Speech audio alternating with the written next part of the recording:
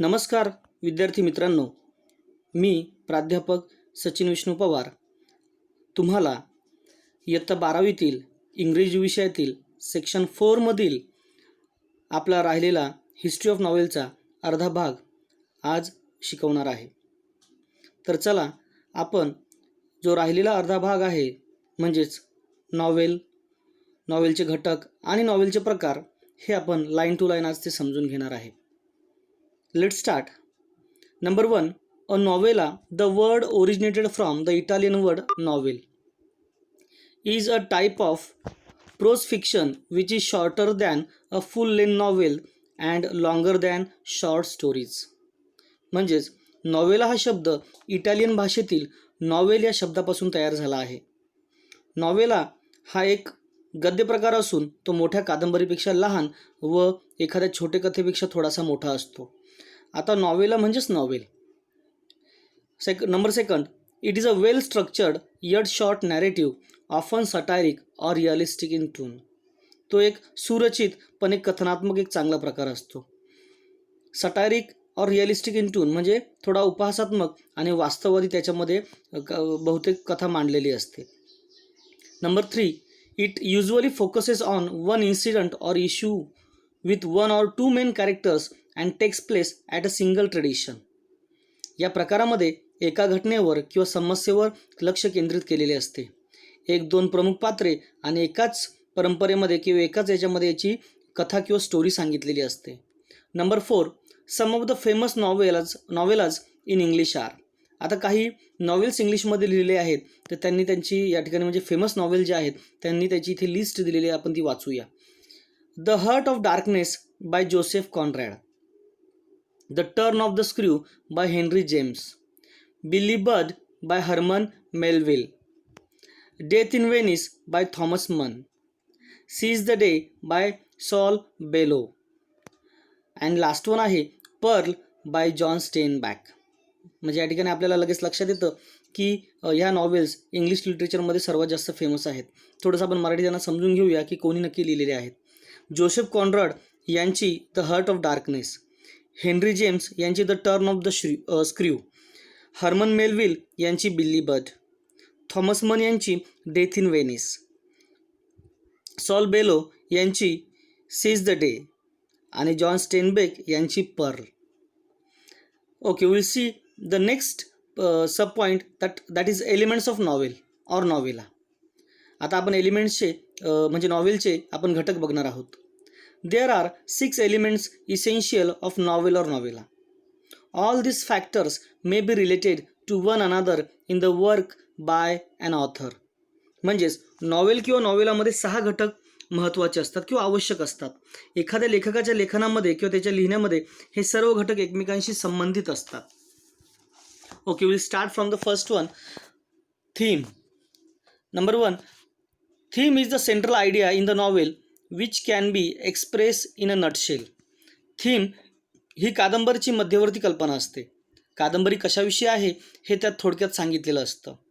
Number 2, it is a philosophical statement और a truth which the writer has put forth through the narration of the series of events in the story and characters acting in the particular setting. लेखक कशा प्रकारे घटनाक्रम याच्यामध्ये सांगतो किंवा कथन करतो आणि एखाद्या विशिष्ट परिस्थितीमध्ये कथेतील पात्र कशा प्रकारे वागतात किंवा त्यांचा स्वभाव कसा आहे याविषयीचं भाष्य किंवा याविषयी केलेली मांडणी म्हणजेच थीम होय। किंवा कादंबरी कशाविषयी आहे याविषयी याच्यामध्ये सर्वात जास्त सांगितलेलं असतं। Second elements of the novel that is a plot. Number 1, plot is essential the story or the course of events that makeup the theme. Plot म्हणजे एखाद्या विषयावरील कथा किंवा घटनाक्रम होय। Number 2, it is created by the conflict either internal inside the mind of the characters और external with other characters और एंटायटीज। म्हणजेच प्लॉट हा एकतर अंतर्गत किंवा बहिर्गत संघर्षातून निर्माण होतो। अंतर्गत संघर्ष हा पात्राच्या मनामध्ये घडणारा घटनाक्रम असतो, तर बहिर्गत संघर्ष हा इतर पात्रामुळे घडणारा घटनाक्रम असतो। Number 3, plot may be simple means one plot or complex means consisting the interweaving of many subplots।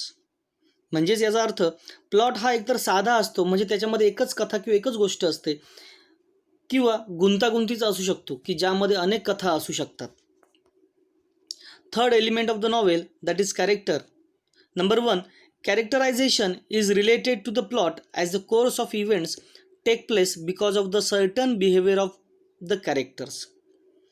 पात्रचरित्र हे कथानकाशी संबंधित असतं किंवा पात्र हे पूर्ण स्टोरीशी संबंधित असतं. जेव्हा एखाद्या पात्राच्या वागणुकीमुळे घटनाक्रम सुरू होतो तेव्हा पात्र कथानकाला जोडलं जातं. Number 2, depiction of character can range from a thumbnail sketch to deep wordy highly detailed verbal sketch. म्हणजेच पात्राचं वर्णन हे पायाच्या अंगठ्याच्या नखापासून खूप खोलवर तुफानी पद्धतीने किंवा वेगळ्या पद्धतीने अत्यंत तपशीलवार केलेलं हे शाब्दिक चित्रण असतं. Number 3, the important character may have been described in its every aspect by the writer. लेखकाकडून अत्यंत महत्त्वाच्या पात्रांचे प्रत्येक भाग किंवा पैलूंचं वर्णन केलेलं असतं. Number 4, the minor characters are not given that much importance in the novel. परंतु कमी महत्त्वाच्या पात्रांना किंवा कॅरेक्टर्सला नॉव्हेलमध्ये जास्त महत्त्व दिलं जात नाही किंवा दुय्यम. मायनर कॅरेक्टर म्हणजे कमी महत्त्वाचे किंवा दुय्यम महत्त्वाचे पात्र. Number 5, the reader follows the actions of one main character throughout the novel. संपूर्ण कादंबरीमध्ये मुख्य पात्राच्या जीवनातील घडामोडीकडे वाचक जात असतो. Number 6, this character is referred to as the protagonist. ह्या पात्राला जो मेन कॅरेक्टर असतो त्याला प्रोटॅगॉनिस्ट म्हटलं जातं. म्हणजे मेन कॅरेक्टर हा किंवा मेन हिरो हा प्रोटॅगॉनिस्ट असतो. Protagonist main character is in conflict with a character or any entity or a force means internal or external which is known as antagonist. मुख्य पात्राच्या एखाद्या इतर पात्राशी म्हणजे विरोधी पात्राशी किंवा इतर कथावस्तूशी किंवा अंतर्गत किंवा बाह्य शक्तीशी संघर्ष होतो, त्यांना अँटॉगॉनिस्ट असं म्हटलं जातं. म्हणजे सिम्पली आपण समजून घेऊया की एखाद्या फिल्ममध्ये एखादा हिरो असतो, तर फिल्ममध्ये जो हिरो असतो तो जो एखाद्या मेन विलनशी फाईट करतो, तर तो विलन जो असतो तो ह्या ठिकाणी अँटॉगॉनिस्ट आहे. म्हणजे विरोधी जो कोणी आहे या ठिकाणी तो अँटॉगॉनिस्ट असतो. Fourth element of the novel that is setting. Number 1, setting is the background in which the story takes place. म्हणजे ज्या ठिकाणी किंवा ज्या पार्श्वभूमीवर ही कथानक घडते त्याला सेटिंग असं म्हटलं जातं. Number 2, there are several aspects of the setting. यामध्ये म्हणजे सेटिंगमध्ये अनेक भाग असतात किंवा वेगवेगळे ॲस्पेक्ट्स असतात. Number 3, it includes place, period, time, climate or weather and lifestyle. म्हणजेच त्यामध्ये ठिकाण, कालखंड, वेळ, हवामान किंवा जीवनशैली यांचा समावेश केलेला असतो. Number 4, plot and character are the 2 major elements that are affected due to setting. म्हणजेच कथानक व पात्र हे 2 प्रमुख घटक सेटिंगमुळे प्रभावित होतात. Fifth element of the novel that is conflict. Number 1, the struggle between the opposite forces in the story is called conflict. कथेमध्ये किंवा स्टोरीमध्ये असणाऱ्या 2 विरुद्ध शक्तींचा वाद किंवा त्यांच्यामध्ये असलेलं भांडण म्हणजे आपल्यासाठी कॉन्फ्लिक्ट. कॉन्फ्लिक्ट म्हणजे संघर्ष. Number 2, conflict in the story provides interest and curiosity about the plot. कथेमध्ये असणारा जो संघर्ष आहे तो आपला इंटरेस्ट आणि क्युरिओसिटी वाढवतो. म्हणजे आपली उत्सुकता आणि आपली त्याच्यामध्ये असणारी आवड जास्त निर्माण करतो. Sixth elements of the novel that is language or style किंवा language style. Number 1, the language and the techniques use by the author for the narration of the course of events is known as the style. कथेमध्ये घडणाऱ्या घटना कथन करण्यासाठी किंवा सांगण्यासाठी लेखक जी भाषा किंवा तंत्र किंवा टेक्निक वापरतो तिला आपण लँग्वेज स्टाईल किंवा भाषाशैली असं म्हणतो. Number 2, an author can use extensive vocabulary and high phrases or he may be laconic and would write only to the point or he may mix both according to the requirement for meeting his purpose. समजून घ्या, थोडी line मोठी आहे. एखादा लेखक अत्यंत विस्तृत शब्दसंग्रह आणि उच्च दर्जाचे वाक्प्रचार वापरण्याची शक्यता या ठिकाणी जास्त असते.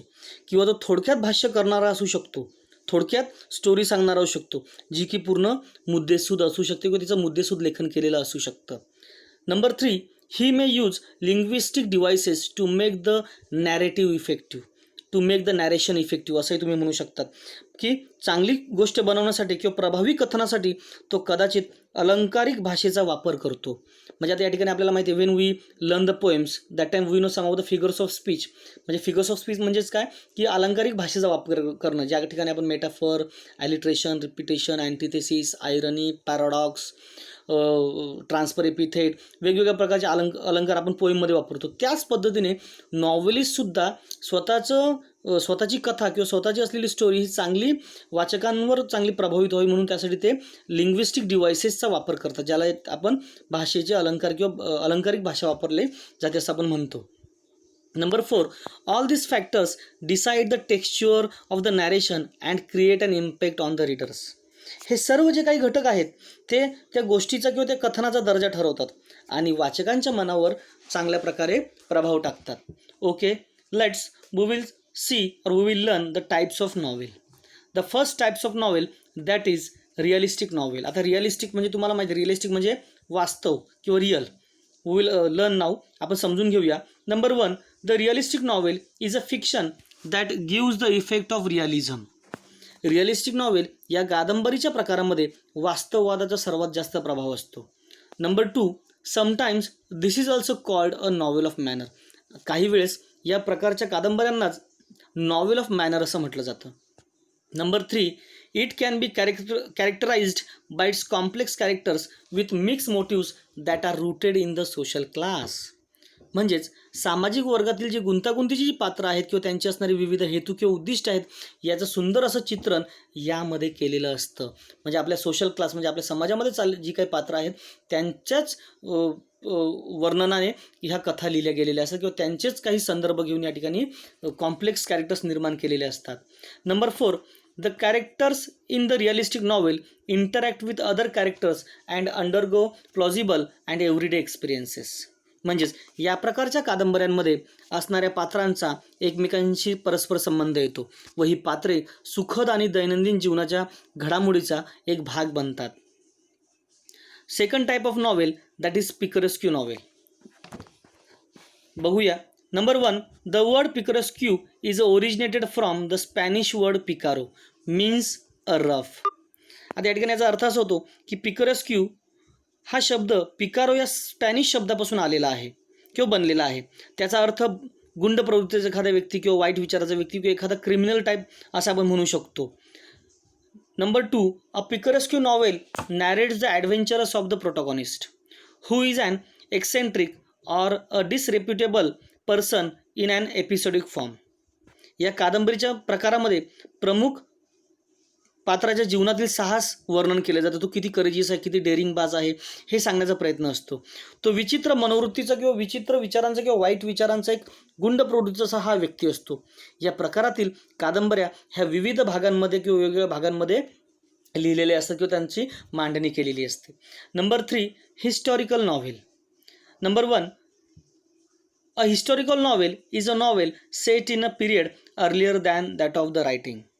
कथालेखनाच्या पूर्वीच्या कालखंडात घडलेल्या घडामोडींवर आधारित असणाऱ्या कादंबरीस ऐतिहासिक कादंबरी असं म्हणतात. आता ठिकाणी आपण सिंपलमध्ये म्हणूया की समजा एखादी कादंबरी छत्रपती शिवाजी महाराजांवर किंवा एखाद्या काही असे काही लिखाण केले गेलेले आहेत की जे भूतकाळात केले गेले आहेत आणि त्याच्यावर जर एखादं लिखाण केलं गेलं नॉवेलच्या स्वरूपामध्ये तर आपण त्याला हिस्टॉरिकल नॉवेल म्हणजे म्हणजे ज्या लिखाणाचा संबंध हा हिस्ट्रीशी येतो किंवा हिस्ट्रीमधील पात्र घेऊन त्या ठिकाणी मांडलं जातं तर मग त्याला आपण हिस्टॉरिकल नॉवेल म्हणू शकतो. इन अ सिम्पल वर्ड्स असं आपण म्हणू शकतो की आपण छत्रपती शिवाजी महाराज असतील किंवा छत्रपती संभाजीराजे असतील किंवा तानाजी जे योद्धे होते आपले मराठा ह्याच्यातले की त्यांच्यावर जे फिल्म बनल्या की त्या ज्या फिल्म बनलेल्या त्या कोणत्या फिल्म आहेत त्या हिस्टॉरिकल फिल्म आहेत. म्हणजे त्याच पद्धतीने नॉवेलसुद्धा काही हिस्टॉरिकल बॅकग्राऊंडने लिहिल्या जातात की ज्यामध्ये आपले ऐतिहासिक जे काही पात्र आहेत त्यांचं त्या ठिकाणी वर्णन केलेलं असतं. Number 4, epistolary novel. Number 1, the word epistolary derives from the Latin word epistola which means a letter.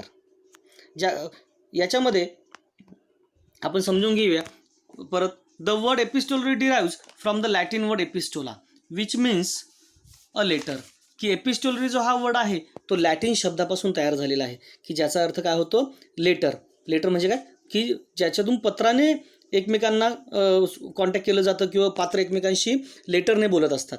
Number 2, epistolary novel is that in which the writer presents the narrative through a series of correspondence or other documents. Epistolary novel ही अशी novel असते की ज्यात लेखक पात्रांचं जे काही होणारा संपर्क आहे किंवा त्यांचं होणारं जे काही बोलणं वगैरे आहे ते पत्रव्यवहार किंवा इतर कागदपत्रांच्या मालिकेद्वारे ती कथा सादर करतात. Number 3, although letters are the most common basis for epistolary novel, diaries entries are also popular form this type.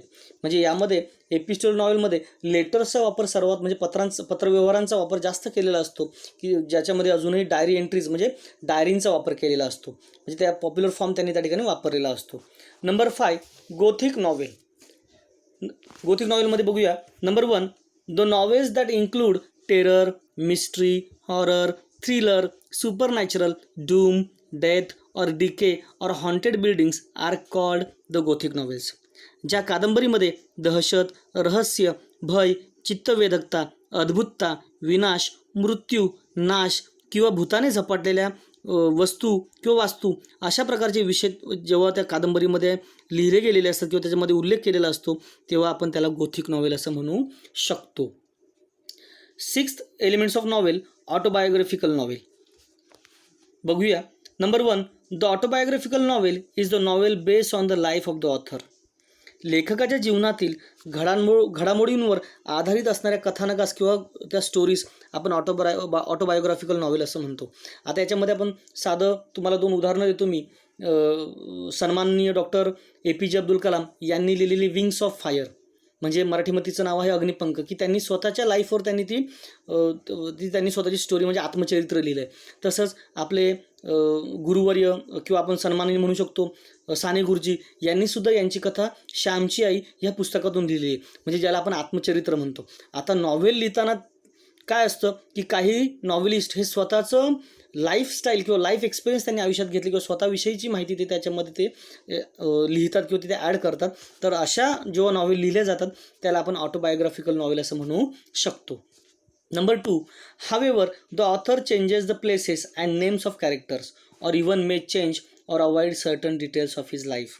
म्हणजे यामध्ये भले नॉव्हेलिस्ट स्वतःची आत्मकथा किंवा आत्मचरित्रात्मक कादंबरी लिहित असतील तर लेखक या ठिकाणी कथेचे ठिकाण बदलतो किंवा कधी कधी पात्रांची नावे बदलतो किंवा त्यांच्या जीवनामध्ये ज्या काही घटना बदलण्यासारख्या किंवा टाळण्यासारख्या त्या ठिकाणी टाळून ती नॉव्हेल ते पूर्ण करत असतात किंवा ती लिहित असतात. Number 3, it may or may not be in the first person narration. म्हणजे याचा अर्थ असा होतो की या प्रकारातील कादंबऱ्या या प्रत्यक्ष लेखकाने केलेले कथन असू शकते किंवा नसूही शकते. म्हणजे या ठिकाणी फर्स्ट पर्सन हे वापरलेलंच असेल असं नाही. म्हणजे आता फर्स्ट पर्सन नॅरेशन आणि थर्ड पर्सन नॅरेशन हे जर तुमच्या लक्षात असेल तर चांगली गोष्ट आहे. 7th elements of novel, allegorical novel. Number 1, an allegory is a story that bears more than one level of meaning. म्हणजेच ॲलिगरिकल नॉवेल जी आहे किंवा ॲलिगरी जी आहे अशा प्रकारच्या कादंबरी ही अशी कादंबऱ्यांमध्ये अशी कथा असते की ज्या कथेमधून तुम्हाला एकापेक्षा अधिक प्रकारचे अर्थ तुम्ही काढू शकतात किंवा त्याच्यातून वेगवेगळे अर्थ निघू शकतात. Number 2, the surface meaning of such novel is different from the symbolic meaning of it. या स्टोरीजमध्ये किंवा या कथानकामध्ये जो सरफेस असतो म्हणजे वरवर दिसणारा जो अर्थ असतो तो वेगळा व प्रतिकात्मक अर्थ वेगळा असण्याची शक्यता जास्त असते. Number 3, the symbolic meaning of an allegory may be political, religious, historical और फिलॉसॉफिकल. म्हणजेच या कथेचा अर्थ किंवा रूपक कथेचा अर्थ हा अंतर्गत राजकीय, धार्मिक, ऐतिहासिक किंवा तत्त्वज्ञानाच्या विषयावर असू शकतो असं आपण असं समजून घ्यायला हवं की सिम्बॉलिक मिनिंग हे वेगवेगळे असतील. म्हणजे राजकीय, धार्मिक किंवा ऐतिहासिक किंवा म्हणजे तत्त्वज्ञानाच्या आधारावर त्यांनी नॉवेल लिहिलेली असू शकते. नंबर 8, युटोपियन और dystopian novel. Number 1, utopia is an imagery community और society possessing the ideal qualities. Utopia हा एक काल्पनिक समाज आहे. या समाजात आदर्श असे गुण आहेत, आयडियल क्वालिटीज आहेत. Number 2, it is a common literary theme especially in science fiction और स्पेक्युलेटिव्ह फिक्शन. म्हणजेच की विज्ञान कथा किंवा तर्ककथांमध्ये हा कथाविषय किंवा म्हणजे ह्या गोष्टींचे स्वरूप हे सामान्यपणे आढळतं किंवा याचा जास्त वापर केलेला असतो. Number 9, psychological novel. आता psychological novel is the work of fiction that treats the internal life of the protagonist or even the other characters as much as the external factors. म्हणजे याचा अर्थ असा होतो की ह्या प्रकारच्या कादंबरीमध्ये प्रमुख पात्रांचे अंतर्गत जीवन किंवा इतर पात्रे, बाह्य घटक, अंतर्गत जीवन याविषयी याच्यामध्ये लेखन केलेलं असते.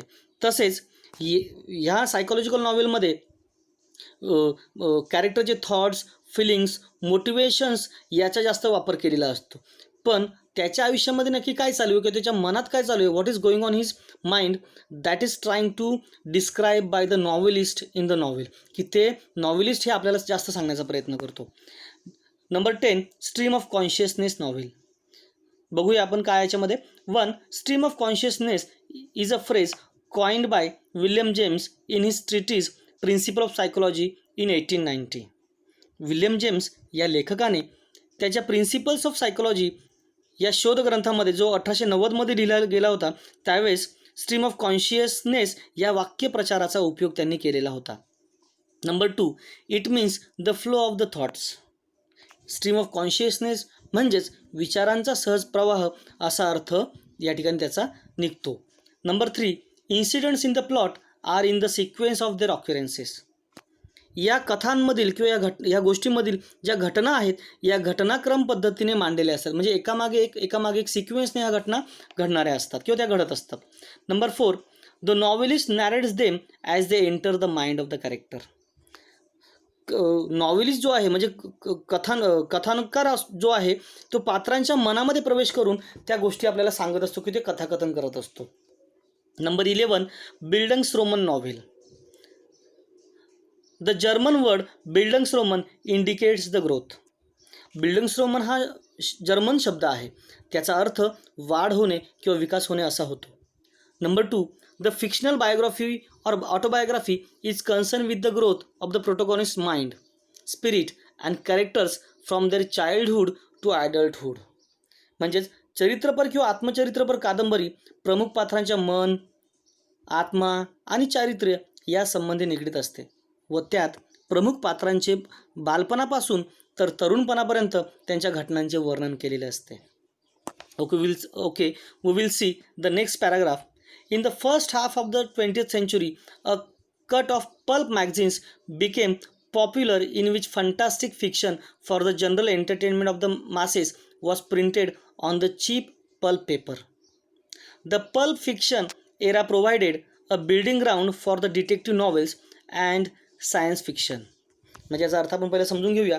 20व्या शतकाच्या पूर्वार्धामध्ये किंवा सुरुवातीला पल्प मॅगझिन्स हा एक लोकप्रिय प्रवाह अस्तित्वात आला. त्यामध्ये सर्वसामान्य जनतेच्या करमणुकीसाठी स्वस्त कच्च्या कागदावर विलक्षण अशा सुंदर अशा कथा छापल्या गेल्या. पल्प फिक्शन या युगाने गुप्तहेर कथा व विज्ञान कथा यांची पायाभरणी केली. म्हणजे इन अ सिंपल वर्ड आपण म्हणू शकतो, in the first half of the century just there are some of the novels are written in a we can say science fiction or detective novels. तर चला आपण बघूया. नंबर 12, सायन्स फिक्शन हा एक कादंबरीचा नेक्स्ट प्रकार आहे. Number 1, science fiction is a genre of a speculative fiction dealing with imaginative concepts such as futuristic setting, futuristic science and technology, space travel, time travel, parallel universes and extra terrestrial life. आपण अर्थ समजून घेऊ याचा. विज्ञान कथा ही तर्क कथेशी निगडीत आहे.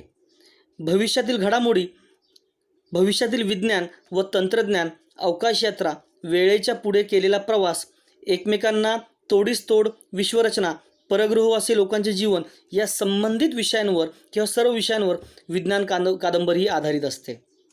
Number 2, science fiction often explores the potential consequences of scientific and other innovations. शास्त्रीय आणि इतर नाविन्यपूर्ण शोध यांच्या भयंकर परिणामांचा शोध या कादंबरी प्रकारात घेतला जातो. Number 3, Frankenstein by Mary Shelley in 1823 is considered the first novel based on science and technology. याचा अर्थ असा होतो की फ्रँकेनस्टाईन ही मेरी शेली यांची कादंबरी पहिली विज्ञान व तंत्रज्ञानावर आधारित अशी कादंबरी मानली गेली किंवा ती पहिली लिहिली गेलेली होती. Number 4, the genre of flourished in the second half of the 19th century. हा प्रकार 19व्या शतकामध्ये सर्वात जास्त उदयास आला किंवा त्याचा विकास झाला. आता याचं साधं उदाहरण द्यायचं म्हणजे सायन्स फिक्शन फिल्म तुम्हाला मी सांगतो, ऋतिक रोशन यांची कोई मिल गया, क्रिश 2, क्रिश 3, म्हणजे अशा ज्या काही सायन्सशी रिलेटेड आहे त्याला तुम्ही सायन्स फिल्म जसं आपण म्हणतो किंवा सायन्स फिक्शन मूवीज म्हणतो. त्याचप्रमाणे जर नॉवेलमध्ये जर काही विज्ञान किंवा तंत्रज्ञानाचा वापर करून जर काही घटना मांडलेल्या असतील तर त्याला आपण सायन्स फिक्शन असं म्हणू शकतो. Number 13, detective fiction. Detective fiction is a sub genre of crime Detective fiction is a sub-genre of crime fiction and mystery fiction in which an investigator or a detective, either professional or amateur, investigates a crime, often a murder. आता या ठिकाणी detective fiction म्हणजे काय? गुप्तहेर कथा. गुप्तहेर कथा हा गुन्ह्यावर आधारित कादंबरीचाच एक प्रकार आहे, उपप्रकार आहे. सब जनर म्हणजे उपप्रकार आहे. तसेच तो रहस्य कथांचा देखील एक उपप्रकार आहे.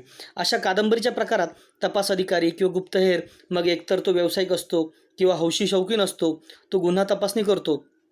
त्यामध्ये खुनी गुन्ह्याचे तपास अधिक प्रमाणात आढळतात. आता या ठिकाणी याचं साधं उदाहरण द्यायचं की डिटेक्टिव्ह स्टोरीज किंवा डिटेक्टिव्ह प्रोग्राम्स कशाला म्हणतात. जर आपण बघितलं की मागे सोनी टी व्हीवर CID वगैरे यायचं आणि त्या ठिकाणी एखादा गुन्हा झाल्यानंतर ते काय करतात की त्या ठिकाणी तो गुन्हेगार शोधण्याचा प्रयत्न करतात. So we can say that is a detective fictions stories. एक सिम्पलमध्ये तुम्हाला उदाहरण सांगण्याचा प्रयत्न केला. Thank you for watching.